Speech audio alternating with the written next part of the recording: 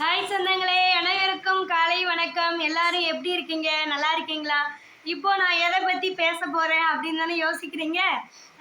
யோசிக்கிறது நல்ல விஷயந்தான். என்ன அப்படின்னா, நிறைய பேர் லைவ் போடும்போது இந்த தப்பை செய்யக்கூடாது, அது என்ன தப்பு அப்படின்னு நான் சொல்ல தான் போகிறேன். நிறைய பேர் லைவ் போடுறீங்க, அப்புறம் காப்பி ரைட் விழுந்துட்டு அது எதனால விழுந்துச்சு அப்படின்னு நிறைய பேர் யோசிக்கிறீங்க. மறக்காமல் பாருங்கள் இந்த வீடியோவை. நம்ம வந்து லைவ் போடும்போது முக்கியமாக நம்மளுடைய ஃபோன் ரிங்டோன் சவுண்டை வந்து கம்மி பண்ணிடணும். ஏன்னா நம்மளுக்கு வந்து ஃபோன் யாருனாலும் பண்ணும்போது நம்ம லைவ் ஓடிக்கிட்டு இருக்கும்போது அந்த ஃபோன் வந்துட்டு அப்படின்னா காப்பி ரைட்டு விழுந்துடும். ஒன்று எனக்கு தெரிஞ்சதை நான் சொல்கிறேன். ரெண்டாவது, இப்போது உங்கள் வீட்டில் டிவி ஓடிக்கிட்டு இருக்கு, டிவி சத்தம் கேட்டால் காப்பி ரைட். அப்புறம் என்னது, குழந்தைங்க இருக்குது, குழந்தைங்க அழுகுறாங்க, அந்த சவுண்டு கேட்டுருச்சு, காப்பி ரைட். குழந்தைங்க வந்து ட்ரெஸ்ஸு வந்து டவுசரு ஜட்டி எதுவுமே போடாமல் சின்ன குழந்தைங்க அதை காமிச்சிங்கன்னா காப்பி ரைட். ரேடியா வீட்டில் எஃப்எம் ரேடியா இதெல்லாம் பாடுனா காப்பி ரைட் விழுந்துடும். இதே மாதிரி வீட்டில் மட்டுமா அப்படின்னா எல்லா இடத்துலையுமே அதுதான்.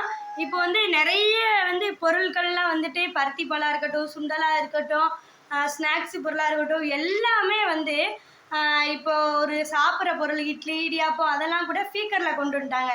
இடியாப்பம் இட்லி அப்புறம் சுண்டல் பருத்திப்பால் அந்த மாதிரிலாம் சொல்ல ஆரம்பிச்சிட்டாங்க. அதோட சவுண்டு கேட்டாலுமே காப்பி ரைட்டு விழுந்துடும்.